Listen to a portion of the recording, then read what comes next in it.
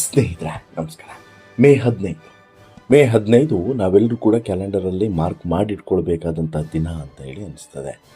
ಕಾರಣ ಏನು ಅಂತ ಹೇಳಿದ್ರೆ, ಮೇ 15ಕ್ಕೆ ಕರ್ನಾಟಕಕ್ಕೆ ಹೊಸ ಮುಖ್ಯಮಂತ್ರಿಯ ಆಗಮನ ಆಗುವಂಥ ಮುನ್ಸೂಚನೆ ಸಿಗ್ತಾ ಇದೆ. ಮೇ 15ಕ್ಕೆ ರಾಜ್ಯ ಕಾಂಗ್ರೆಸ್ನಲ್ಲಿ ನೂತನ ಮುಖ್ಯಮಂತ್ರಿಯಾಗಿ ಡಿ.ಕೆ. ಶಿವಕುಮಾರ್ ಅವರು ಪದಗ್ರಹಣವನ್ನು ಮಾಡಲಿದ್ದಾರೆ, ಮುಖ್ಯಮಂತ್ರಿ ಕುರ್ಚಿಯನ್ನು ಏರಲಿದ್ದಾರೆ ಎನ್ನುವಂಥ ಮಾತುಗಳು ಭಾರಿ ದೊಡ್ಡ ಮಟ್ಟದಲ್ಲಿ ಕೇಳಿ ಬರ್ತಾ ಇದೆ. ಇದು ಎಷ್ಟರ ಮಟ್ಟಿಗೆ ನಿಜ, ಎಷ್ಟರ ಮಟ್ಟಿಗೆ ಸುಳ್ಳು ಒಂದು ಭಾಗವಾದರೆ, ಈ ಒಂದು ಸ್ಟೇಟ್ಮೆಂಟನ್ನು ಕೊಟ್ಟಿದ್ದು BJP ನಾಯಕರು, JDSನ ನಾಯಕರು ಅಲ್ಲ, ಸ್ವತಃ ಕಾಂಗ್ರೆಸ್ನ ನಾಯಕರೇ. ಹಾಗಾದರೆ ಮೇ 15ಕ್ಕೆ ಡಿ.ಕೆ. ಶಿವಕುಮಾರ್ ಅವರು ನೂತನ ಮುಖ್ಯಮಂತ್ರಿಗಳಾಗ್ತಾರೆ.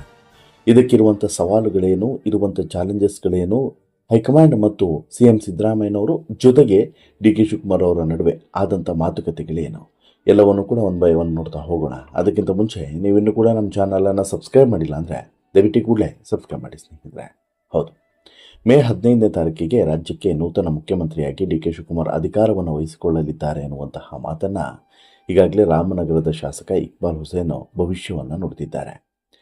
ಸಾಕಷ್ಟು ನಾಯಕರು, ಡಿ.ಕೆ. ಶಿವಕುಮಾರ್ ಬಣದ ಸಾಕಷ್ಟು ಜನ ನಾಯಕರು ಈಗಾಗಲೇ ಡಿ.ಕೆ. ಶಿವಕುಮಾರ್ ಅವರು CM ಆಗೋದು ಖಂಡಿತವಾಗ್ಲೂ ಆಗೇ ಆಗ್ತಾರೆ, ಮೇ ತಿಂಗಳಲ್ಲಿ ಡಿ.ಕೆ. ಶಿವಕುಮಾರ್ ಅವರು CM ಆಗೇ ಆಗ್ತಾರೆ ಅನ್ನುವಂಥ ಮಾತುಗಳನ್ನು ಪದೇ ಹೇಳ್ತಾನೆ ಬಂದಿದ್ರು. ಈಗ ಈ ಹಾಲಿ ಶಾಸಕ ಇಕ್ಬಾಲ್ ಹುಸೇನ್ ಮತ್ತೊಮ್ಮೆ ಹೇಳ್ತಿದ್ದಾರೆ, ಡಿ.ಕೆ. ಶಿವಕುಮಾರ್ ಅವರು ಮೇ 15ಕ್ಕೆ ಅಧಿಕಾರವನ್ನು ವಹಿಸಿಕೊಳ್ತಾರೆ, ಅವರ ಹುಟ್ಟುಹಬ್ಬದ ದಿನದಂದೇ ಅಧಿಕಾರ ಸಿಗ್ತದೆ, ಮುಖ್ಯಮಂತ್ರಿ ಆಗ್ತಾರೆ ಅನ್ನುವಂಥ ಮಾತನ್ನು ಹೇಳ್ತಾರೆ. ಡಿ.ಕೆ. ಶಿವಕುಮಾರ್ ಅವರು ಮುಖ್ಯಮಂತ್ರಿ ಆಗುವಂಥ ಕಾಲ ಆ ಮೂಲಕ ಸನ್ನಿಹಿತ ಆಗಿದೆ ಅನ್ನುವಂಥದ್ದು ಇವರೆಲ್ಲರ ನಂಬಿಕೆ. ಅವರಿಗೆ ಅಧಿಕಾರ ಸಿಗುವಂಥ ಎಲ್ಲ ಲಕ್ಷಣಗಳು ಕೂಡ ಕಾಣಿಸ್ತಿದೆ. ನಾನು ಸೇರಿ ಸಾಕಷ್ಟು ಶಾಸಕರು ಇದನ್ನೇ ಬಯಸ್ತಾ ಇದ್ದೇವೆ. ರಾಜ್ಯದ ಜನ ಹಾಗೂ ಮುಖಂಡರು, ಕಾರ್ಯಕರ್ತರು CM ಡಿ.ಕೆ. ಶಿವಕುಮಾರ್ ಅವರನ್ನು CM ಆಗಿ ನೋಡಬೇಕು ಅನ್ನುವಂತಹ ಆಸೆಯಲ್ಲಿದ್ದಾರೆ. ಖಂಡಿತವಾಗಿಯೂ ಕೂಡ ರಾಜ್ಯದಲ್ಲಿ ಬದಲಾವಣೆ ಬೇಕು, ಜೊತೆಗೆ ರಾಜ್ಯದ ಸಾಕಷ್ಟು ಅಭಿವೃದ್ಧಿ ಕೆಲಸಗಳಿಗೆ ಡಿ.ಕೆ. ಶಿವಕುಮಾರ್ ಅವರ ನೇತೃತ್ವವೇ ನಡೆಯಬೇಕು ಅನ್ನೋದು ಇವರ ಹಂಬಲ. ಹಾಗಾಗಿ ಮೇ 15ರ ಒಳಗಡೆ CM ಡಿ.ಕೆ. ಶಿವಕುಮಾರ್ ಅವರಿಗೆ ಅಧಿಕಾರವನ್ನು ಬಿಟ್ಟುಕೊಡಬೇಕು ಅನ್ನುವಂತಹ ಬಯಕೆ ನಮ್ಮೆಲ್ಲರದು. ನಮ್ಮ ನಾಯಕರೇ ದಿಲ್ಲಿ ಪ್ರವಾಸದ ವೇಳೆ ಈ ವಿಚಾರವಾಗಿ ಎಲ್ಲವನ್ನೂ ಕೂಡ ಕೂಲಂಕುಷವಾಗಿ ಮಾತನಾಡಿದ್ದಾರೆ. ಹಾಗಾಗಿ ಎಲ್ಲವನ್ನು ಕೂಡ ನಾನೇ ಹೇಳಬೇಕನ್ನುವಂಥ ಅವಶ್ಯಕತೆ ಇಲ್ಲ. ಎಲ್ಲದಕ್ಕಿಂತ ಮುಖ್ಯವಾಗಿ ಯಾರು ಒಪ್ಪಂದಕ್ಕೆ ಕುಳಿತುಕೊಂಡಿದ್ರೋ ಅವರ ಜೊತೆಗೆ ಏನೆಲ್ಲ ಒಪ್ಪಂದ ಆಗಿದೆ, ಏನೆಲ್ಲ ಮಾತುಕತೆ ಆಗಿದೆ ಎಲ್ಲದೂ ಕೂಡ ಅವ್ರಿಗೆ ಗೊತ್ತಿದೆ. ಹಾಗಾಗಿ ಮೇ 15ರ ಒಳಗಡೆ CM ಡಿ.ಕೆ. ಶಿವಕುಮಾರ್ ಅವರು ರಾಜ್ಯದ ಮುಖ್ಯಮಂತ್ರಿಯಾಗಿ ಅಧಿಕಾರವನ್ನು ಮುನ್ನಡೆಸಲಿದ್ದಾರೆ ಎನ್ನುವಂಥ ಭವಿಷ್ಯವಾಣಿಯನ್ನು ನುಡಿದಿದ್ದಾರೆ. ಈ ಹಿಂದೆನೂ ಕೂಡ ಇಕ್ಬಾಲ್ ಹುಸೇನ್ ಇದೇ ರೀತಿ ಸ್ಟೇಟ್ಮೆಂಟನ್ನು ಕೊಟ್ಟಿದ್ದರು. ಸೊ ದಟ್ ಇಕ್ಬಾಲ್ ಹುಸೇನ್ ಅವರ ಈ ಸ್ಟೇಟ್ಮೆಂಟ್ಗೆ ಈಗ ಅತ್ಯಂತ ತೂಕ ಕೊಡುವಂತಹ ಅವಶ್ಯಕತೆ ಇಲ್ಲ ಅನ್ನುವಂಥದ್ದು ಕೆಲವರ ಅಭಿಪ್ರಾಯ. ಆದರೆ ಈಗ ಇಕ್ಬಾಲ್ ಹುಸೇನ್ ಮಾತನಾಡ್ತಿರೋದಕ್ಕೂ ಈ ಹಿಂದೆ ಮಾತನಾಡಿರೋದಕ್ಕೂ ಸಾಕಷ್ಟು ವ್ಯತ್ಯಾಸ ಇದೆ. ಇಕ್ಬಾಲ್ ಹುಸೇನ್ ಈಗ ಮಾತನಾಡಿರುವಂಥದ್ದು ಭಾರಿ ಕಾನ್ಫಿಡೆನ್ಸ್ನಿಂದಲೇ ಮಾತನಾಡಿದ್ದಾರೆ.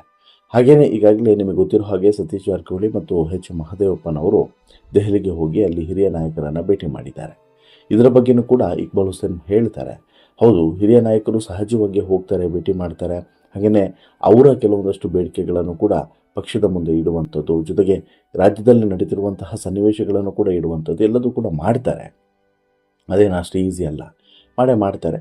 ಬಟ್ ಆದರೆ ಅದೆಲ್ಲದ್ರ ಜೊತೆಗೆ ಪ್ರಮುಖವಾಗಿ ಇಲ್ಲಿ ಹೈಕಮಾಂಡ್ ಕನ್ಸಿಡರ್ ಮಾಡುವಂಥದ್ದು ಒಪ್ಪಂದ. ಆ ಒಪ್ಪಂದದ ಮೇರೆಗೆ ಈಗ ಡಿ.ಕೆ. ಶಿವಕುಮಾರ್ ಅವರಿಗೆ ಅಧಿಕಾರ ಬಿಟ್ಟುಕೊಡಬೇಕಾಗುತ್ತೆ. ಸೊ ದಟ್ ಅಧಿಕಾರವನ್ನು ಬಿಟ್ಟುಕೊಡ್ತಾರೆ ಅನ್ನುವಂಥದ್ದು ಈಗ ಒಂದು ಕಡೆ ಕೇಳಿ ಬರ್ತಿರುವಂಥ ಮಾತು. ಇನ್ನು ಕೆಲವು ದಿನಗಳ ಹಿಂದೆ ಹೈಕಮಾಂಡ್ಗೆ ಒತ್ತಡವನ್ನು ಹೇರುವಂತಹ ಪ್ರಯತ್ನವೂ ಕೂಡ ನಡೆದಿದೆ.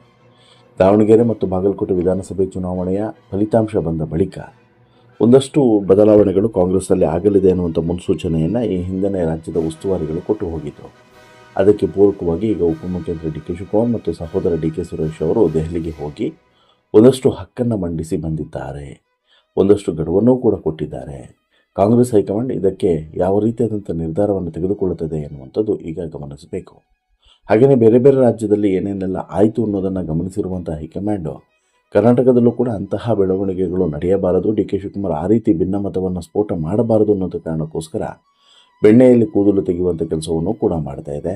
ಹಾಗಾಗಿ ಇಲ್ಲಿ ಅಂತಿಮವಾಗಿ ಈ ಒಂದು ಅಧಿಕಾರ ಹಸ್ತಾಂತರ ಮಾಡುವಂಥದ್ದು ಏನಿದೆ, ಯಾರು CM ಸಿದ್ದರಾಮಯ್ಯನವರಿಂದ CM ಡಿ.ಕೆ. ಶಿವಕುಮಾರ್ ಅವರಿಗೆ ಮುಖ್ಯಮಂತ್ರಿ ಸ್ಥಾನವನ್ನು ಹಸ್ತಾಂತರ ಮಾಡುವಂಥದ್ದು ಏನಿದೆ ಅಷ್ಟು ಈಸಿ ಆದಂಥ ಕೆಲಸ ಅಲ್ಲ. ಒಂದು ಕಡೆ ಡಿ.ಕೆ. ಶಿವಕುಮಾರ್ ಅವರಿಗೆ ಬೇಸರ ಆಗಬಾರ್ದು, ಮತ್ತೊಂದು ಕಡೆ ಹಾಲಿ CMಗೂ ಕೂಡ CM ಸಿದ್ದರಾಮಯ್ಯನವ್ರಿಗೂ ಕೂಡ ಬೇಸರ ಆಗಬಾರ್ದು. ಆ ರೀತಿ ತುಂಬ ನಾಜೂಕತೆಯಿಂದ ಹೈಕಮಾಂಡ್ ಇದನ್ನು ಹ್ಯಾಂಡಲ್ ಮಾಡಬೇಕಾದಂಥ ಅವಶ್ಯಕತೆಯಲ್ಲಿ 100% ಇದೆ. ಕಳೆದ 1 ವರ್ಷದಿಂದ ರಾಜ್ಯದಲ್ಲಿ ಅಧಿಕಾರ ಹಂಚಿಕೆ ಸುದ್ದಿ ಅಂತೂ ಆಗ್ತಾ ಇದೆ. ಮೇ 15ಕ್ಕೆ ಈಗ ನೂತನ CM ಬರ್ತಾರೆ ಅನ್ನುವಂಥದ್ದು ಇವರ ಲೆಕ್ಕಾಚಾರ. ಆದರೆ ಮೇ 20ಕ್ಕೆ ಕಾಂಗ್ರೆಸ್ ಸರ್ಕಾರಕ್ಕೆ 3 ವರ್ಷ ಪೂರ್ಣವಾಗ್ತದೆ. ಅಧಿಕಾರ ಹಸ್ತಾಂತರಕ್ಕೆ ಗಡುವಿನ ಮೇಲೆ ಗಡುವನ್ನು ಕೊಡ್ತಿರುವಂಥದ್ದು. 2.5 ವರ್ಷ ಹೋಗಿ 3 ವರ್ಷ ಆಯಿತು, ಇನ್ನೂ ಕೂಡ ಯಾವಾಗ ನೀವು ಬದಲಾವಣೆಯನ್ನು ಮಾಡೋದು ಅಂತೇಳಿ ಕ್ವಶನನ್ನು ಕೇಳ್ತಾ ಇರೋದು ಎಲ್ಲದೂ ಕೂಡ ಇದೇ ಕಾರಣಕ್ಕೆ. ಹಾಗಾಗಿ ಏನಾದರೂ ಒಂದು ನಿರ್ಧಾರವನ್ನು ಮಾಡ್ರಪ್ಪ, ನಮಗೆ ಸಿದ್ದರಾಮಯ್ಯ ಅಥವಾ ಶಿವಕುಮಾರ್ ಯಾರೋ ಒಬ್ಬರು ಮುಖ್ಯಮಂತ್ರಿ, ಬಟ್ ಅವರೇ ಫಿಕ್ಸ್ ಮಾಡಿ ಬಿಟ್ಟುಬಿಡಿ ಅಂತಲೂ ಕೂಡ ಒಂದಷ್ಟು ಜನ ಆ ಕಡೆನೂ ಇಲ್ಲ ಈ ಕಡೆನೂ ಇಲ್ಲ ಅಂತ ಹೇಳಿದಾರಲ್ಲ ಅಂಥವ್ರು ಹೇಳ್ತಾರೆ. ಮತ್ತೊಂದು ಬಣ ಇಲ್ಲ, ಸಿದ್ದರಾಮಯ್ಯನವ್ರನ್ನ ಮುಂದುವರಿಸಿ ಒಳ್ಳೆ ಆಡಳಿತವನ್ನು ಕೊಡ್ತಿದ್ದಾರೆ, ಯಾಕೆ ಸುಮ್ಮನೆ ಬದಲಾಯಿಸ್ತೀರಾ ಅನ್ನುವಂಥದ್ದು. ಹಾಗಾಗಿ ಇಲ್ಲಿ ಇಕ್ಬಾಲ್ ಹುಸೇನ್ ಹೇಳಿದಂತೆ ಮೇ 15ಕ್ಕೆ ರಾಜ್ಯಕ್ಕೆ ನೂತನ ಮುಖ್ಯಮಂತ್ರಿ ಬರ್ತಾರೆ ಅನ್ನೋದು ಇನ್ನೂ ಕೂಡ ಫಿಕ್ಸ್ ಆಗಿಲ್ಲ. ಅರ್ಥ ಮಾಡ್ಕೊಳ್ಳಿ, ಇನ್ನೂ ಕೂಡ ಫಿಕ್ಸ್ ಆಗಿಲ್ಲ. ಇದು ಸ್ಟೇಟ್ಮೆಂಟ್ಗಳಷ್ಟೇ. ಮೇ 15ಕ್ಕೆ ನೂತನ ಮುಖ್ಯಮಂತ್ರಿ ಅನ್ನೋದು ಯಾರ್ದು ಕಾಂಗ್ರೆಸ್ ಶಾಸಕನ ಸ್ಟೇಟ್ಮೆಂಟೇ ಹೊರತು ಎಲ್ಲೂ ಕೂಡ ಅಧಿಕೃತವಾಗಿ ಮೇ 15ಕ್ಕೆ DCM DK ಶಿವಕುಮಾರ್ ಅವರು CM ಆಗಿ ಅಧಿಕಾರವನ್ನು ವಹಿಸಿಕೊಳ್ತಾರೆ ಅನ್ನೋದು ಎಲ್ಲೂ ಕೂಡ ಕನ್ಫರ್ಮ್ ಆಗಿಲ್ಲ. ಇನ್ನೂ ಕೂಡ ಅಧಿಕೃತವಾಗಿ ಹೈಕಮಾಂಡ್ ಕೂಡ ಯಾವ ಆದೇಶವನ್ನು ಕೂಡ ಹೊರಡಿಸಿಲ್ಲ, ಯಾವ ಮಾತನ್ನು ಕೂಡ ಕೊಟ್ಟಿಲ್ಲ ಅನ್ನೋದು ಮಾತ್ರ ಇದು ಕಟ್ಟು ಸತ್ಯ, ಇದು ವಾಸ್ತವ. ಇದರ ಹೊರತುಪಡಿಸಿ ಏನೆಲ್ಲ ಸುದ್ದಿಗಳು ಬರ್ತಿದ್ದಾವೋ ಎಲ್ಲದೂ ಕೂಡ ಗಾಳಿ ಸುದ್ದಿಗಳು ಅನ್ನೋದನ್ನು ಬರೆದಿಟ್ಕೊಳ್ಳಿ.